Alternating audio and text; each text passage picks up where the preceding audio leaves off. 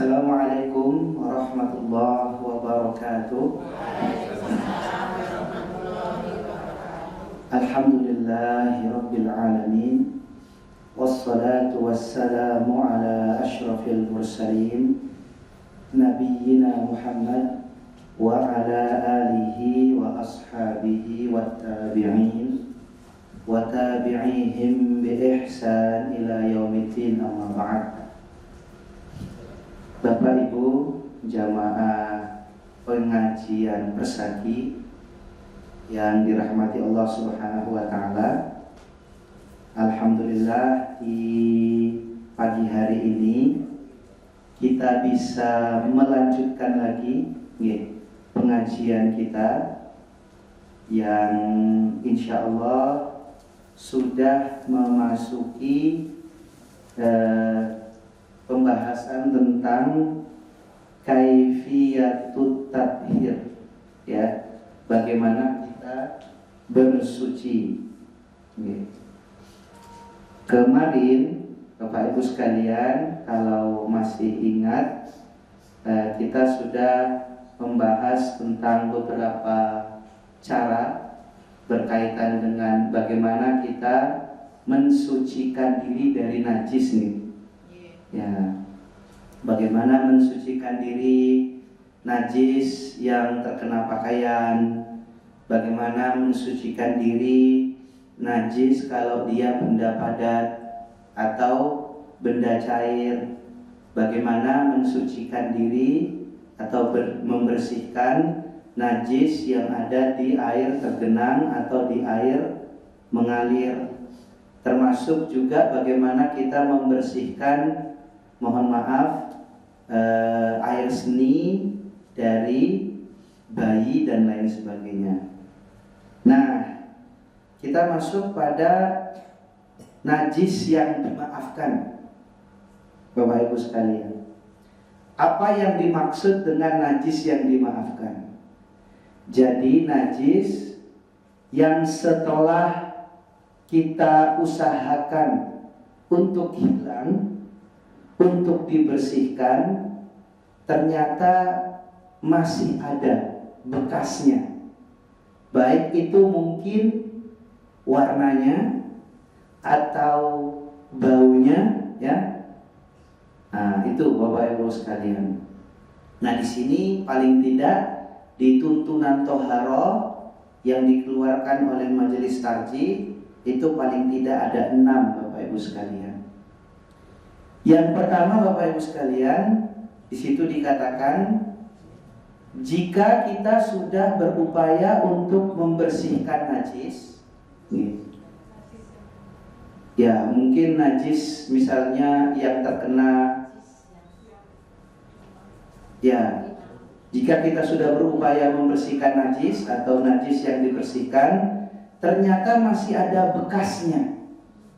Contohnya misalnya Bapak Ibu sekalian, mohon maaf, mungkin di kamar mandi, di toilet umum, ya, yang intensitas orang buang najis di sana itu sering dan banyak, ya. Yang sudah kita pakai obat apapun, ya meskipun najisnya sudah hilang, benda najisnya sudah hilang, tapi masih ada warnanya, ya kuning-kuning gitu.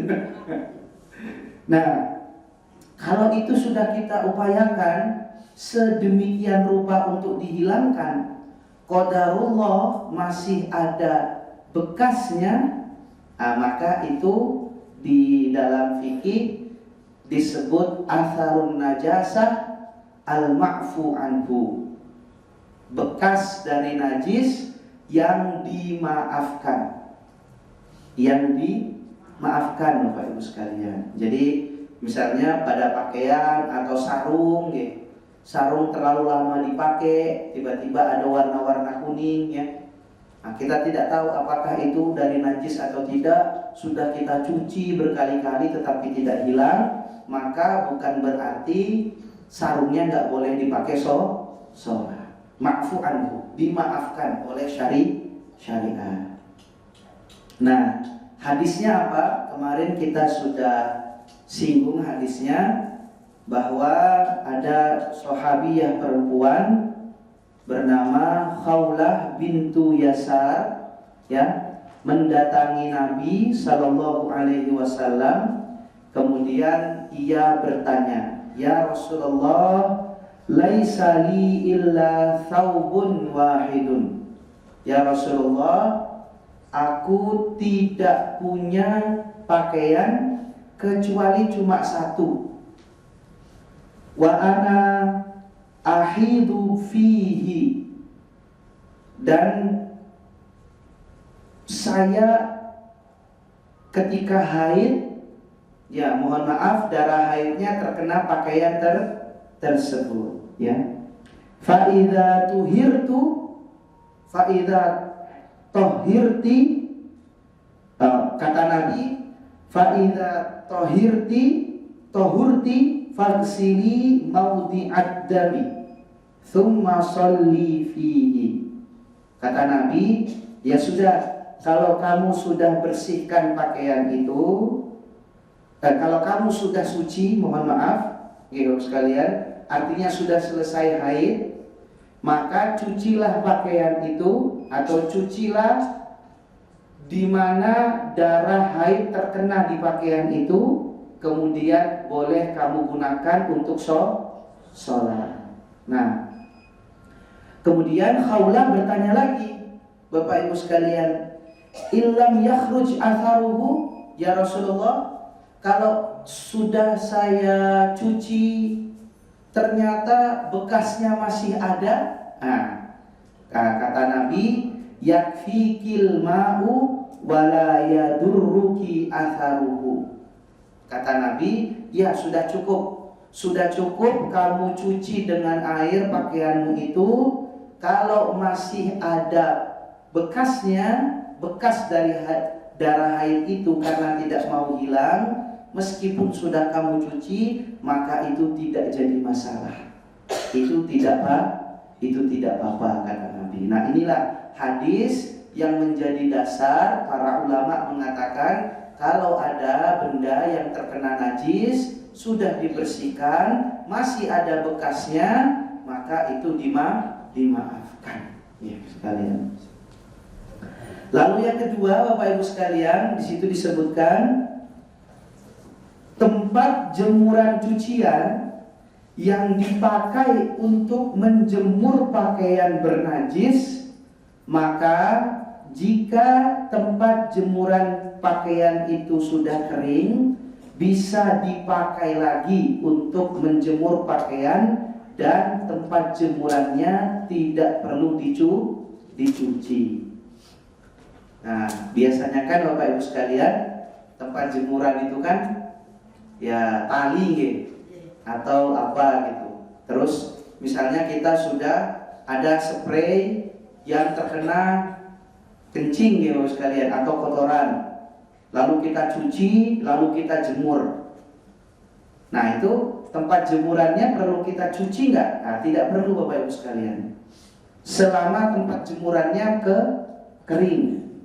Nah, boleh lagi kita jemurkan di situ pakaian kita. Jadi tidak perlu takut selama tadi kering, ya. Kemarin kita sudah bahas salah satu cara membersihkan najis itu adalah mengeringkannya, ya, khusus jika najis itu dalam bentuk cair. Nah, lalu yang selanjutnya Bapak Ibu sekalian, seseorang yang terkena sesuatu baik padat maupun cair, tapi ia tidak tahu apakah itu suci atau najis, maka dia tidak perlu mencucinya. Ya sekalian, contohnya apa Bapak Ibu sekalian? Misalnya kita mau sholat, terus di luar dalam keadaan hujan. Ketika kita mau keluar, pakaian kita terkena air hujan yang sudah melewati atap.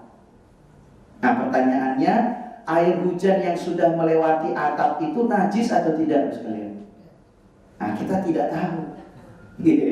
Karena bisa jadi di atap ada, mohon maaf, kotoran burung, ya, kotoran binatang, ya, ketika air hujan sudah lewat di atap, ternyata terkena kotoran-kotoran tersebut. Bisa juga tidak ada kotoran di atas. Nah, berarti airnya dalam keadaan jahalah, ketidaktahuan. Apakah air yang mengenai pakaian kita tadi itu membawa najis atau tidak? Nah, dalam keadaan itu Bapak Ibu sekalian tidak perlu repot-repot ganti baju. Ya. Nah, kata itu ma'fu anhu, itu juga dimaafkan karena ketidaktahuan. Jalan ke masjid Bapak Ibu sekalian, ada genangan air, tiba-tiba kendaraan lewat, cukup kencang, airnya kepercik, kena celana. Nah, celananya perlu diganti nggak Bapak Ibu sekalian? Tidak perlu. Nah, karena kita tidak tahu air yang ada di genangan jalan itu najis atau tidak. Okay. Itu yang ketiga. Kemudian keempat Bapak Ibu sekalian. Nah, ini yang tadi disebutkan sama nomor 3. Orang yang mau sholat, berangkat ke masjid atau musola, lalu kaki atau sarungnya terkena debu atau percikan hujan, maka tidak wajib mencucinya dan boleh langsung sholat. Artinya tidak ada najis, dianggap tidak ada najis, atau kalaupun ada ma'fu anhu, dimaafkan.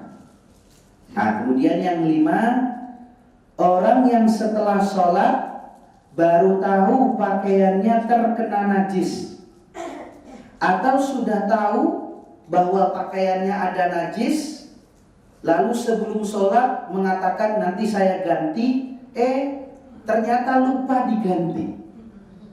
Sampai kemudian selesai sholat baru tahu ada najis, atau selesai sholat baru ingat di pakaiannya ada najis. Nah, kalau dalam keadaan seperti ini, sholatnya tidak perlu diulangi. Ya, karena di situ ada uzur nisyanun. Ya, mukallafnya orang yang tadi sholat itu dalam keadaan lupa. Ya, jadi dalam sebuah hadis yang sangat populer di kalangan ahli usul fikih, Rasulullah SAW bersabda, diangkat hukum dari golongan-golonganku, ya, salah satunya adalah seseorang yang lupa sampai dia ingat.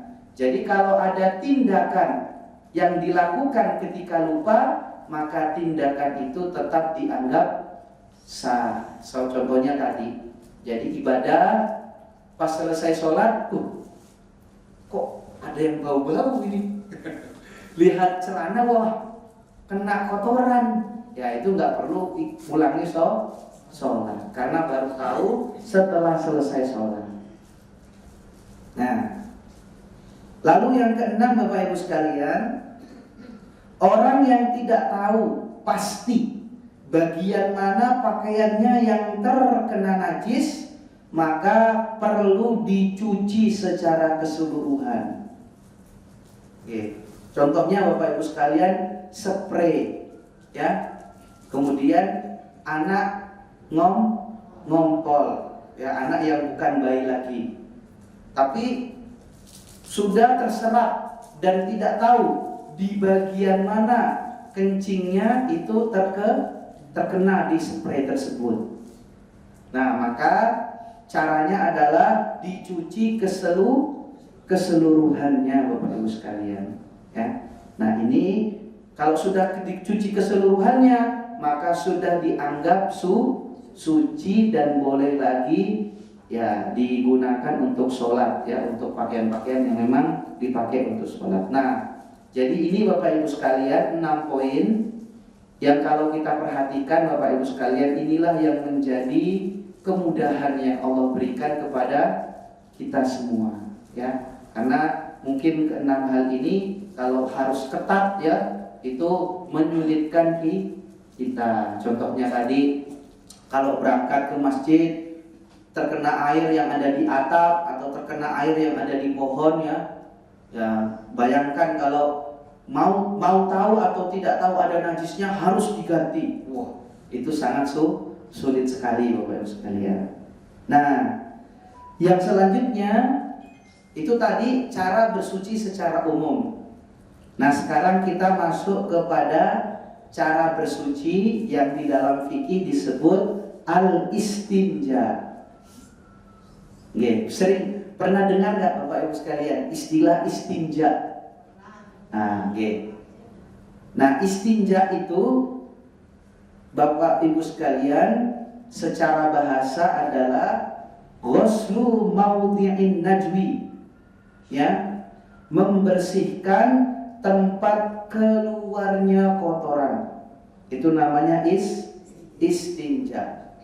Ya, membersihkan atau memotong atau memutuskan, itu secara bahasa arti dari istinjaun berasal dari kata kerja istanja. Secara istilah Bapak Ibu sekalian, dalam fikih istinja itu adalah izalatul khariji min ahadis sabilaini al-qubuli awid duburi anil mahallil ladhi kharaja minhu imma bil ma'i wa imma bil ahjari wa nahwiha. Jadi istinja itu adalah membersihkan sesuatu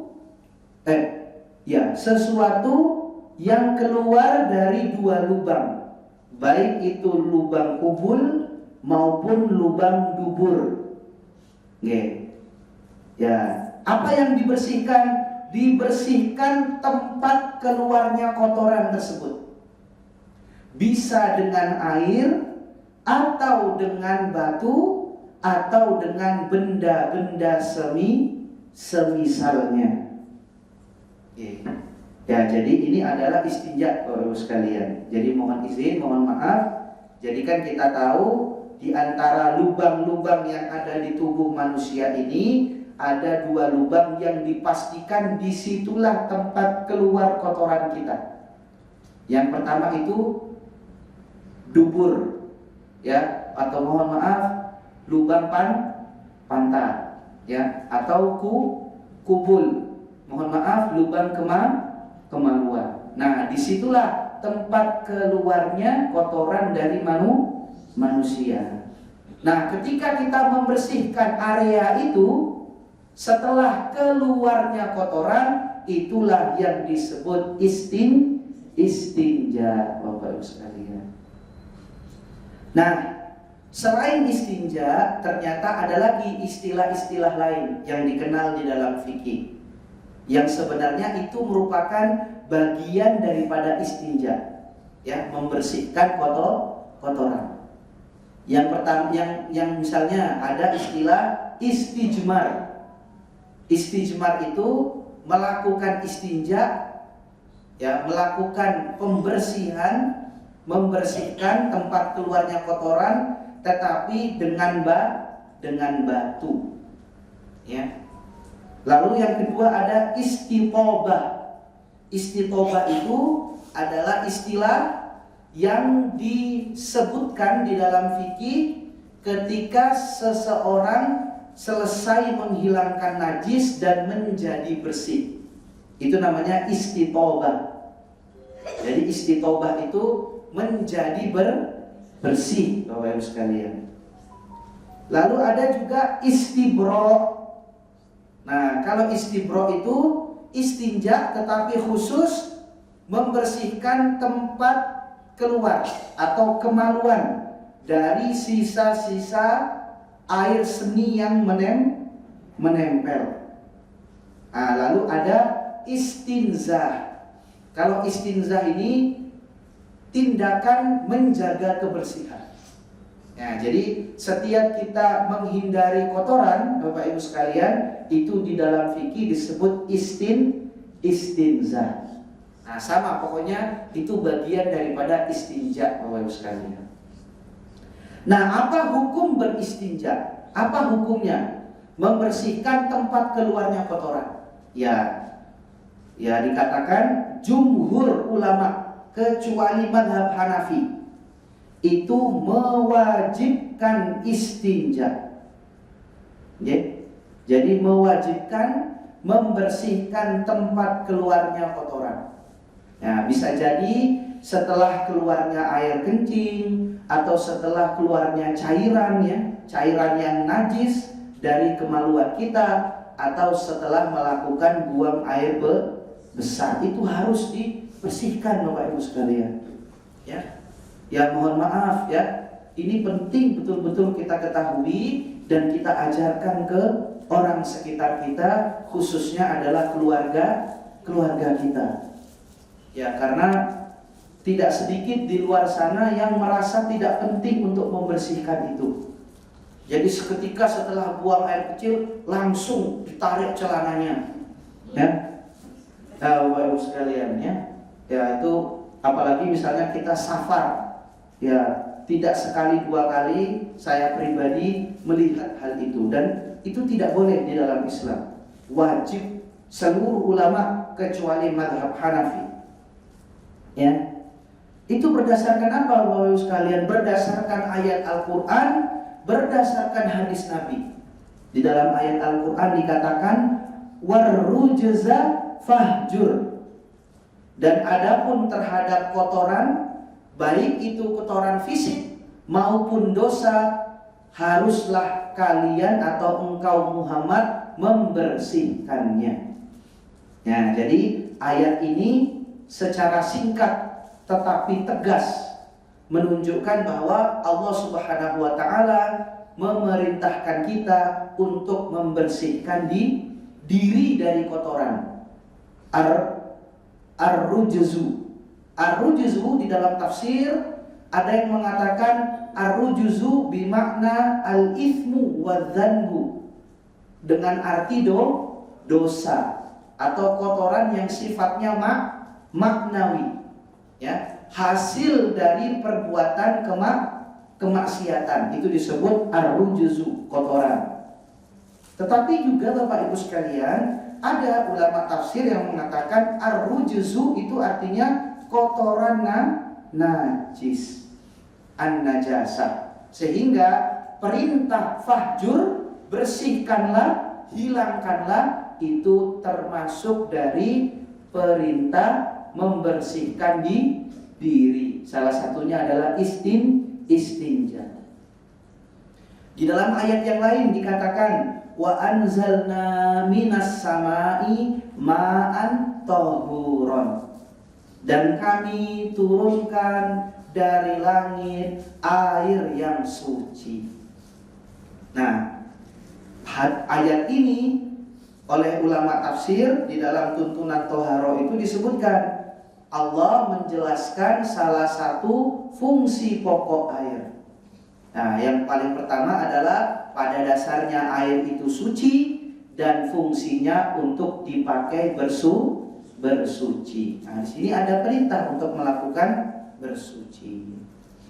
Nah, di dalam hadis yang lain Bapak Ibu sekalian, Aisyah radhiyallahu anha meriwayatkan Rasulullah sallallahu alaihi wasallam bersabda, "Idza dhahaba ahadukum li hajatihi," apabila salah seorang di antara kalian pergi untuk menunaikan hajatnya.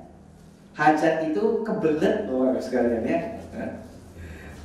Fal yastatib bi thalathati ahjarin fa innaha tujzi'uhu. Maka hendaknya dia melakukan pembersihan. Dia membersihkannya dengan 3 batu, karena 3 batu itu dianggap standar yang kalau dipakai dianggap sudah cukup membersihkan. Nah, kalau yang pertama itu air, yang kedua ini adalah batu. Intinya hadis-hadis, ayat-ayat dan hadis ini menunjukkan perintah membersihkan. Ya, khususnya setelah mengeluarkan kotoran dari dua lubang. Nah, perintah itu menunjukkan kewajiban Bapak Ibu sekalian. Nih. Nah, apa alat atau sarana untuk beristinja? Ya. Sarana untuk beristinja itu Bapak Ibu sekalian yang paling penting adalah air. Ya, kemarin kita sudah bahas ya, air suci dan mensucikan. Lalu batu Bapak Ibu sekalian. Ya, karena batu itulah yang disebut di dalam hadis. Atau benda padat lainnya yang suci dan punya daya resap atau daya membersihkan, seperti kertas, kayu, dan yang lain yang bisa berfungsi layaknya batu. Itu kata di dalam tuntunan Toharoh. Nah, tetapi yang kita pahami adalah pokoknya apapun itu yang penting memenuhi beberapa kriteria. Kriteria pertama adalah dia benda suci dan mensucikan. Kemudian yang kedua, punya fungsi memang untuk membersihkan secara baik.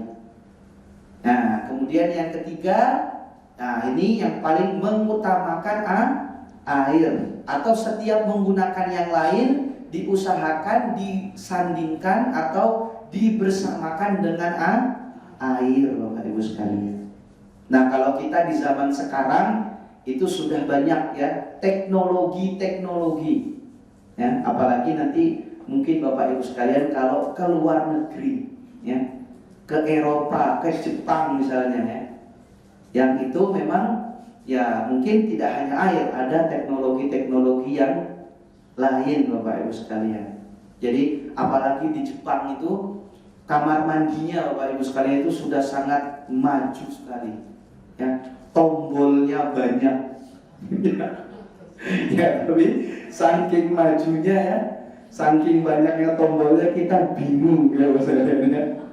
Saya pernah pertama kali ya masuk ke kamar mandi ya, ke kloset itu, tempat buang kotoran, yang itu ternyata ini Bapak sekalian ya, ada tombol di samping itu pertama kali. Oke. Nah itu kok meluncur ke sana. Ini nggak ada semprotannya Bapak sekalian, saya bingung gitu ya. Nah itu makanya ini penting Bapak sekalian, sebagai seorang muslim harus punya pengetahuan toharoh, khususnya arsitektur muslim, harus punya wawasan toharoh fikih, sehingga ketika mendesain rumah, mendesain kamar mandi harus sesuai dengan tuntunan fikih Bapak Ibu sekalian. Nah ini penting sekali. Oke. Nah ini Bapak sekalian, adab-adab beristinja. Ya. Yang pertama, tidak membawa sesuatu yang berlafalkan lafzul jalalah atau asma'u wa sifatullah. Ya. Tidak membawa sesuatu yang di situ tertulis nama atau sifat Allah. Nah ini Bapak sekalian, kecuali bila takut hilang atau merupakan tempat menyimpan barang-barang berharga. Nah ini sebaiknya ya tadi ya, lafal Allah ya, sesuatu yang mulia, nama Rasulullah ya, itu kita hindarkan untuk masuk di tempat-tempat yang kotor. Ya. Dalilnya apa Bapak Ibu sekalian? Dalilnya ada hadis dari Anas bin Malik. Beliau menginformasikan bahwa Nabi Shallallahu Alaihi Wasallam labisa khotiman, suatu ketika pernah memakai cincin, yang di cincin itu tertulis nama Allah. Nah, naqashahu Muhammad Rasulullah SAW, yang di situ terukir nama Muhammad Rasulullah. Kenapa cincin Nabi ada tulisan Muhammad Rasulullah, Bapak Ibu sekalian? Karena dalam hadis yang lain, Nabi itu kalau nulis surat, tanda tangannya itu pakai cincin. Jadi cincinnya ditekan di situ ya. Nah, fakana idza dakhala al-khala'a wada'ahu.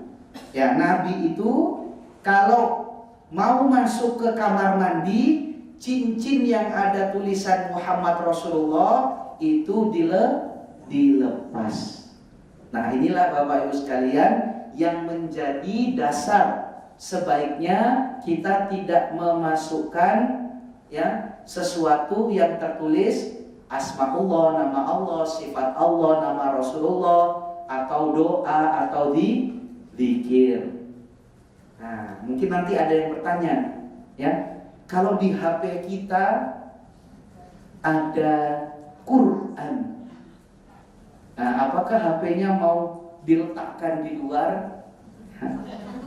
Nah, itu ada fatwanya Bapak Ibu sekalian. Nah, di sini kan juga sudah disebutkan kecuali bila takut hilang. Ya, jangan ditaruh di luar Bapak Ibu sekalian ya. Nah, itu disimpan saja lalu dibawa masuk. HP juga seperti itu. Kalau di HP kita ada Quran digital, maka ditutup baru dibawa masuk. Tidak perlu dilepas, dibuka apa? Yang penting tidak dibuka aplikasinya, Bapak Ibu sekalian. Itu Bapak Ibu sekalian.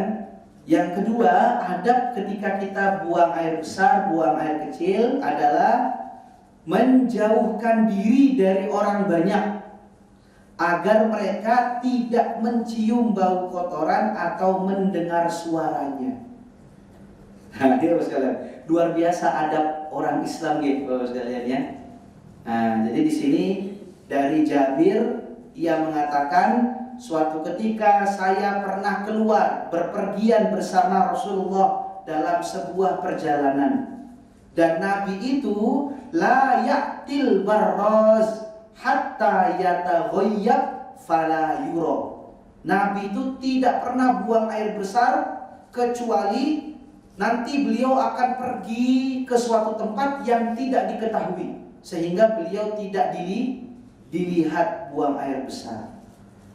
Nah, ini saking beradabnya Nabi, Bapak Ibu sekalian ya.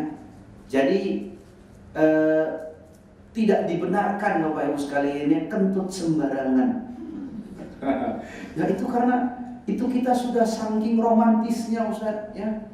Kadang suami istri saking romantisnya saling mengentuti satu sama lain. Enggak boleh ya Bapak Ibu sekalian ya. Kalau kamu cinta sama saya, enggak boleh Bapak Ibu sekalian ya.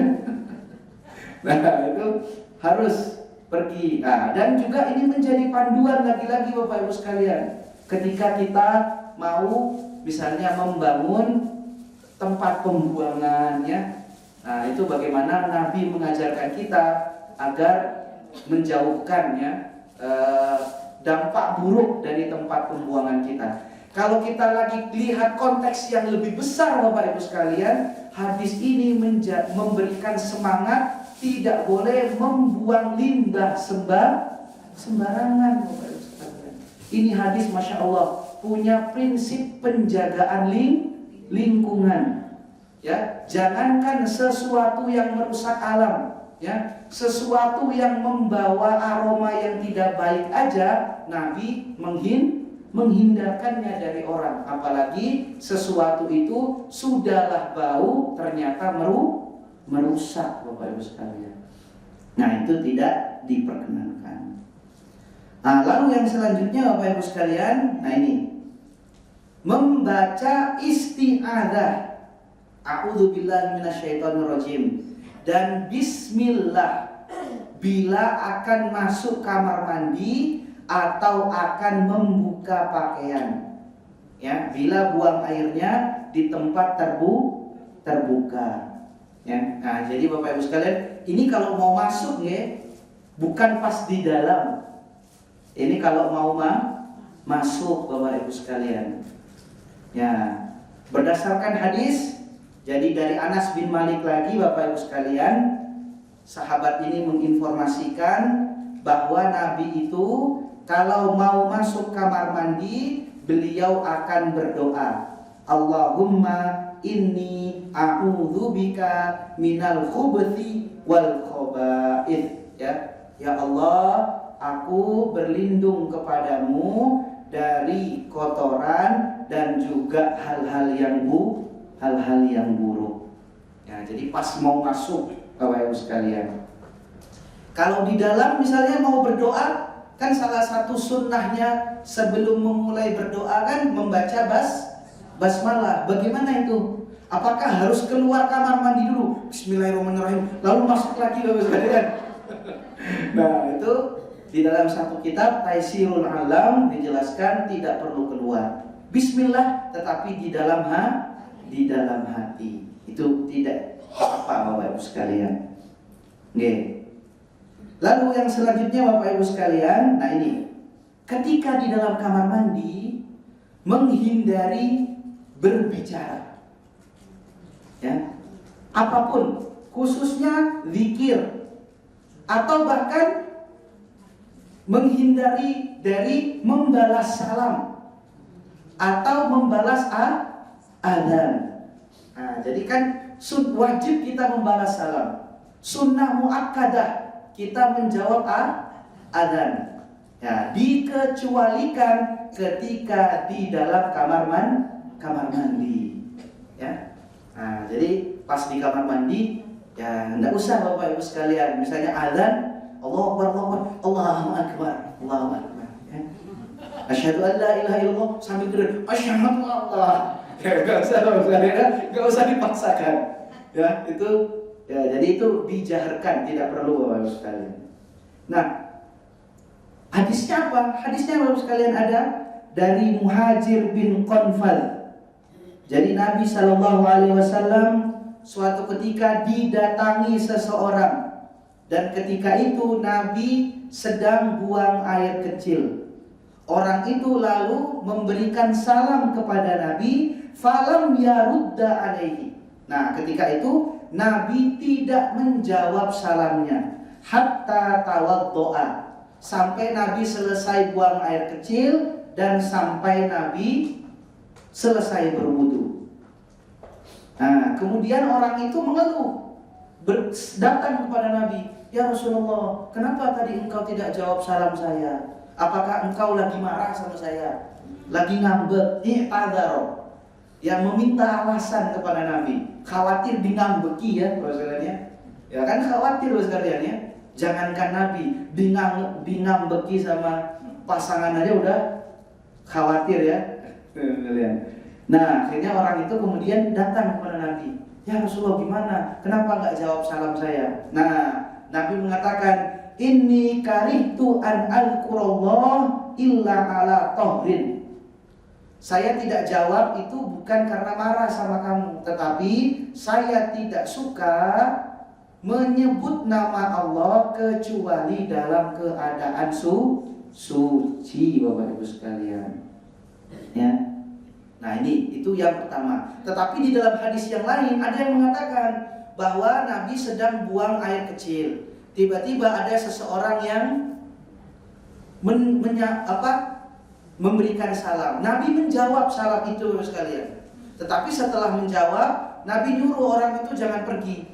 Setelah selesai buang air kecil, Nabi mendatangi orang tersebut. Nabi mengatakan, saya tadi menjawab kamu karena terpaksa.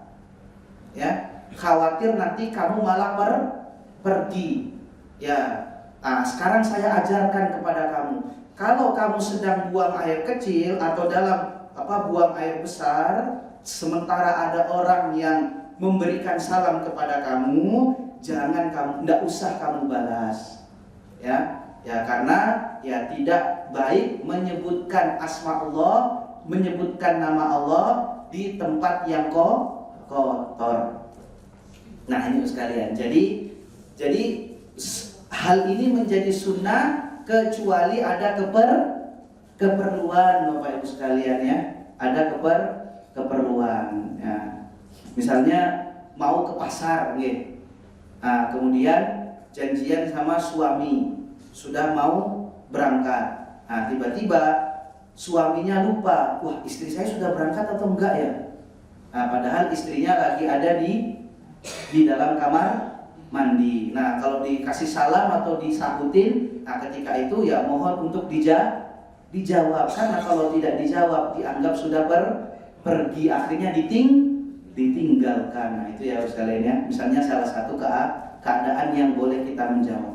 Nah, juga tidak boleh berbicara di dalam kamar mandi. Kata Nabi Rasulullah SAW bersabda, la yakhrujur rajulani 'alal ghaib, tidaklah dua orang pergi untuk buang air besar dalam keadaan terbuka auratnya, yatahaddatsani, saling berbicara. Karena Allahu yamqutu 'ala dzalik, Allah itu tidak suka dengan perbuatan tersebut. Bahkan yamqutu itu Allah melaknat ya orang tersebut. Nah, jadi kalau buang air besar Bapak Ibu sekalian ya dilarang ngobrol Bapak Ibu sekalian ya. Nah, ya itu biasa terjadi dulu di pesantren Bapak Ibu sekalian kami ya mau nggak mau ya, karena kamar mandinya di belakang asrama dan suasananya sangat menyeramkan ya. Dekat hutan ya, jadi kami biasanya kalau mau buang air kecil, mau buang air besar di tengah malam, ngajak teman yang juga mau buang air besar, lalu sahut-sahutan, Koim, masih ada nggak? Masih ada. Ganjar masih di sana nggak? Ngobrol misalnya karena takut ya. Nah, ini Bapak Ibu sekalian, larangan ini juga bisa dikontekstualisasikan di zaman kita.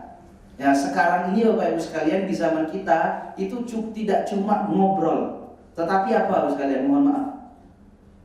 Nah, main HP di kamar mandi Bapak Ibu sekalian ya.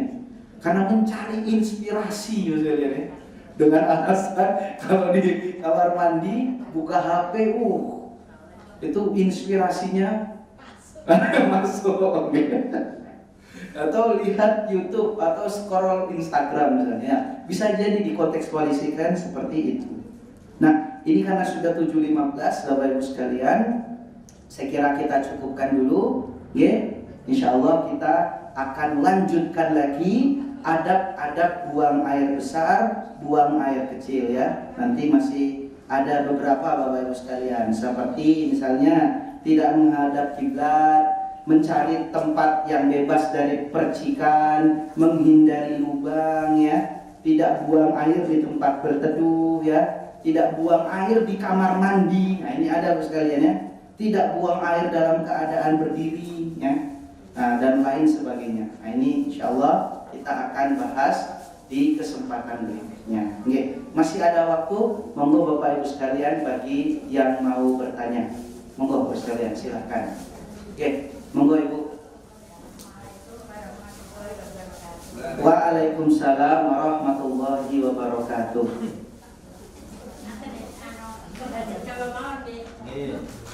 Nggih. Kula piyambak nggih, kula piyambak niku nak geblek nggih ngadeg tenan.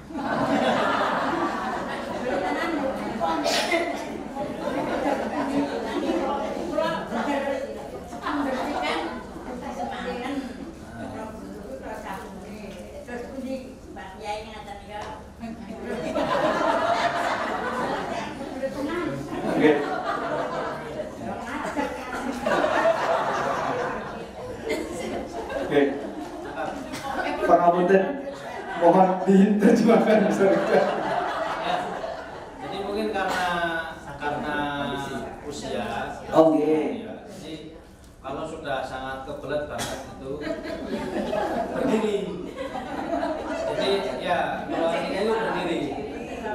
Kan sebagian beberapa orang sepuh juga gitu. Oh, oke. Jadi berdiri. Ya. Nah, kondisi ibu itu yang sepuh tadi kemudian berdiri ini seperti apa gitu? Oh, oke. Ketika matur nuwun Bu. Ya, pertanyaan yang sangat baik sekali. Ya, kemarin kita sudah membahas prinsip masyakoh dan rukhsah, ya. Prinsip kesulitan dan prinsip keringanan di dalam Islam, ya. Ada satu kaidah yang berbunyi al-hajjatu tanzilu manzilatad darurah. Keadaan mendesak itu menempati keadaan darurat, dan ad-daruratu tubihul mahdurat. Kedaruratan memperbolehkan sesuatu yang awalnya tidak boleh. Nah, keadaan mendesak itu salah satu yang dilatar belakangi oleh kesulitan, Bapak Ibu sekalian. Jadi memang misalnya adab di sini, adab itu maksudnya Bapak Ibu sekalian sesuatu yang dianjurkan Nabi tetapi tidak pada level wajib, Bapak Ibu sekalian, ya. Sunnah. Nah, itu dalam kitab-kitab fikih kalau adabul istinja'i, adab istinja itu bukan sesuatu yang wajib. Ya, kita usahakan, tetapi dalam keadaan tertentu kalau kita tidak bisa, ya mau gimana lagi? Ma'fu anhu. Selama kita nanti berusaha membersihkannya dengan baik. Nah, ya, salah satunya keadaan tadi, ya, karena uzur syuyukha, ya, atau syaikha, karena usia senja.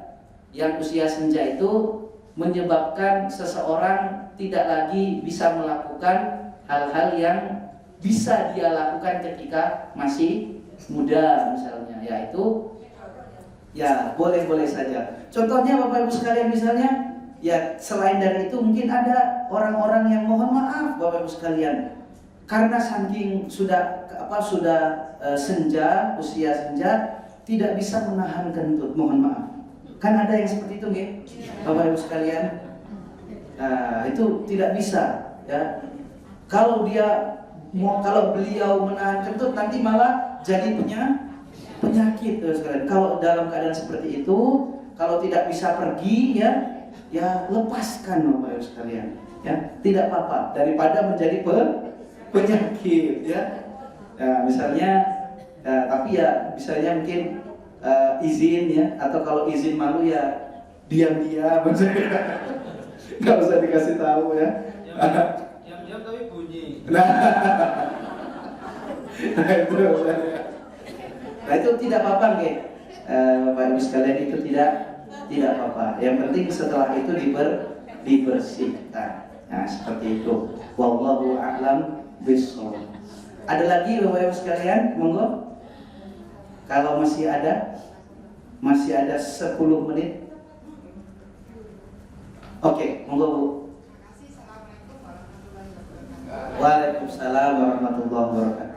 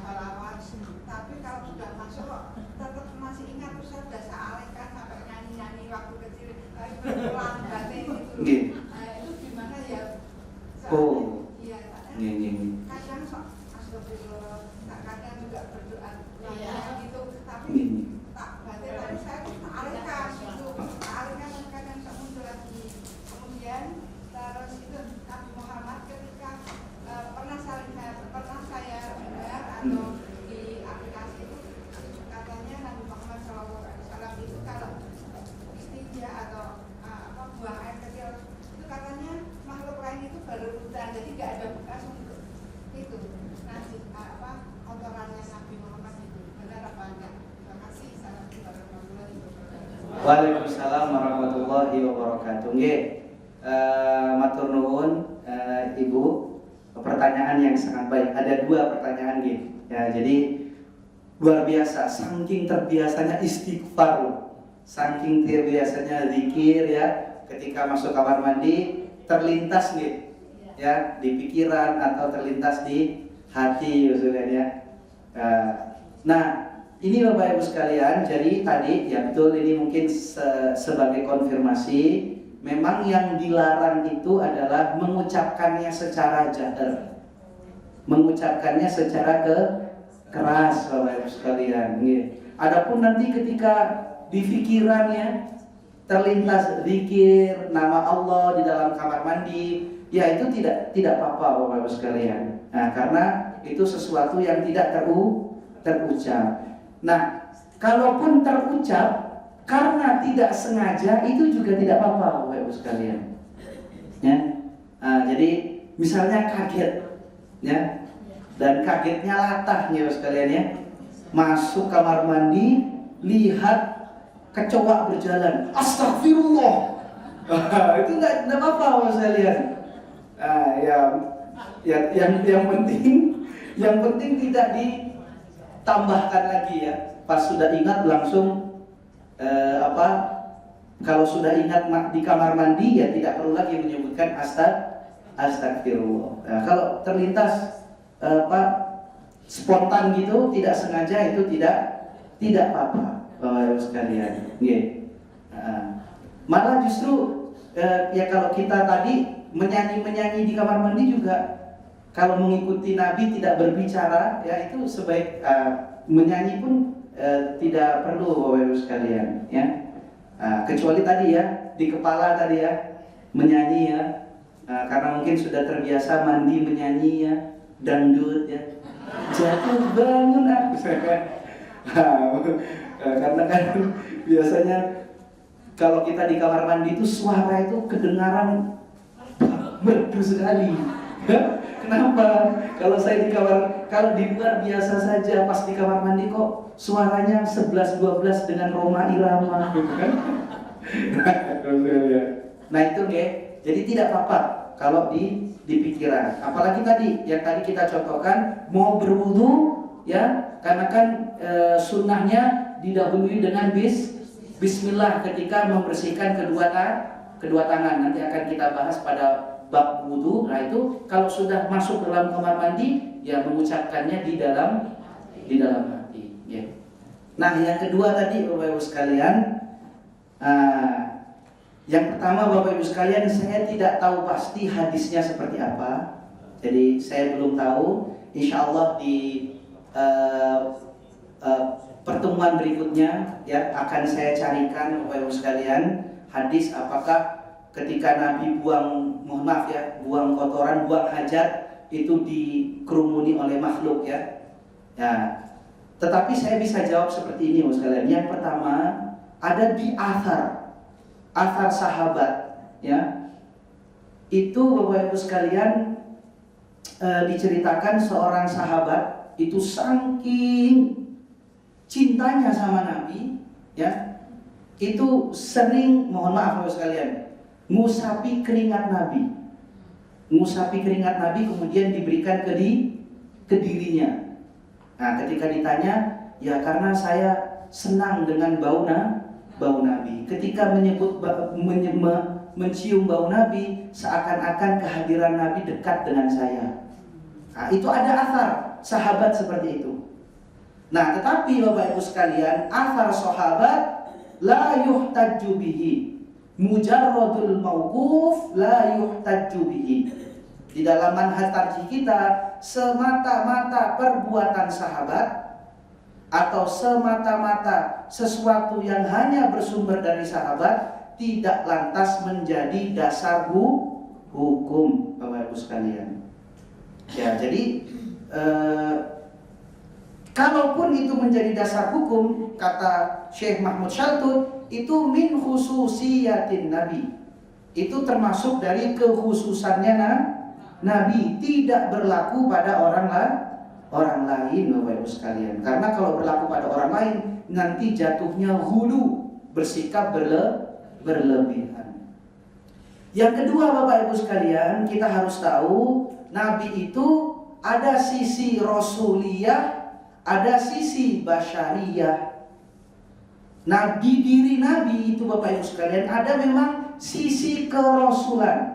Yang dari sisi kerasulan ini syariat atau Allah menuntut kita untuk meneladani Nabi.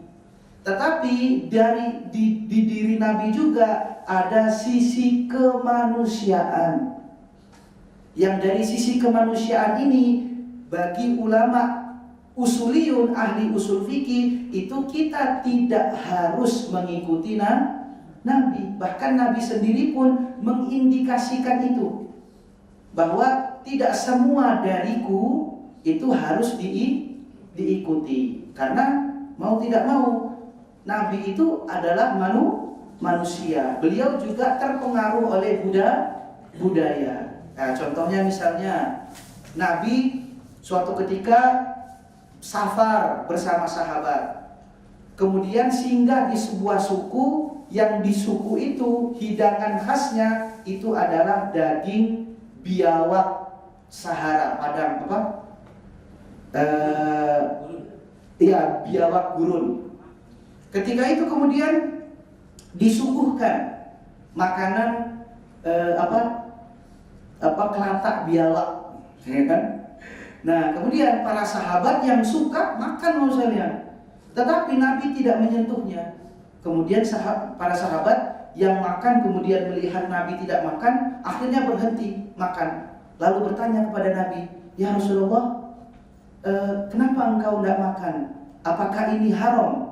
Nah, Nabi mengatakan, tidak, ini tidak haram, ini halal. Hanya saja saya berasal dari suku yang tidak terbiasa makan daging biawak. Nah, hadis ini diambil istidlal, diambil dalil darinya oleh ulama usul, bahwa tidak semua yang berasal dari Nabi itu menjadi dasar hukum, atau istilahnya oleh Qardawi as-sunnah ghairus syar'iyyah.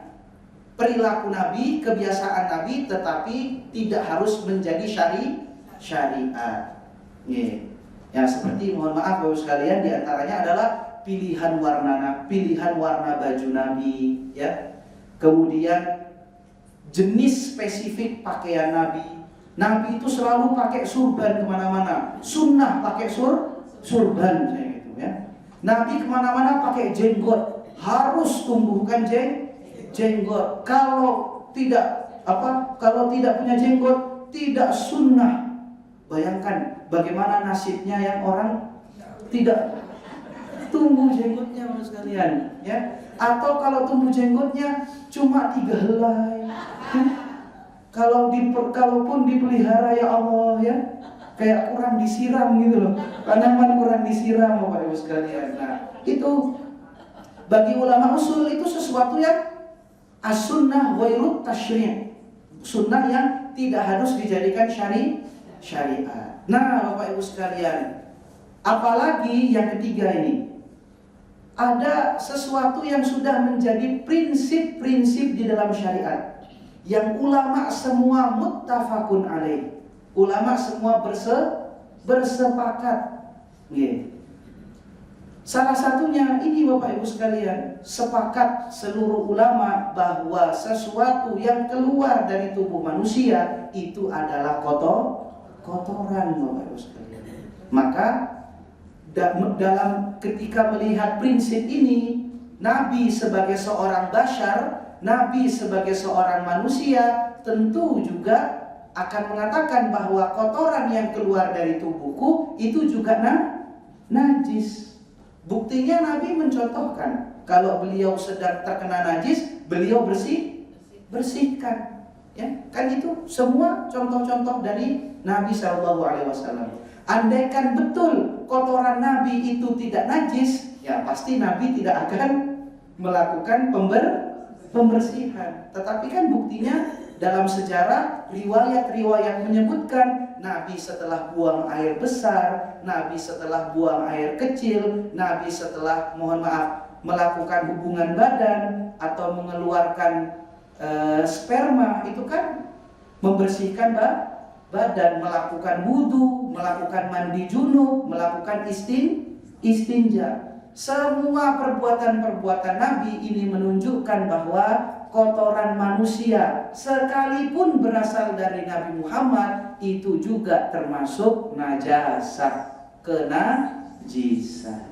Nah, ini penting Bapak Ibu sekalian, kita pahami sekalian. Kita hormat kepada Nabi, tapi tidak boleh kehormatan itu sampai menabrak prinsip syariat.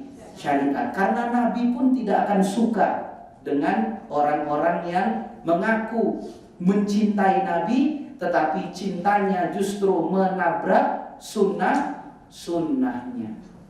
Nah, kita cinta Nabi, tetapi cara mencintainya adalah mengikuti sunnah Nabi. Kalau Nabi mengatakan jangan kultuskan aku, ya kita cinta Nabi, tetapi jangan sampai mengkultuskan Nabi. Seperti itu. Wallahu a'lam bishawab.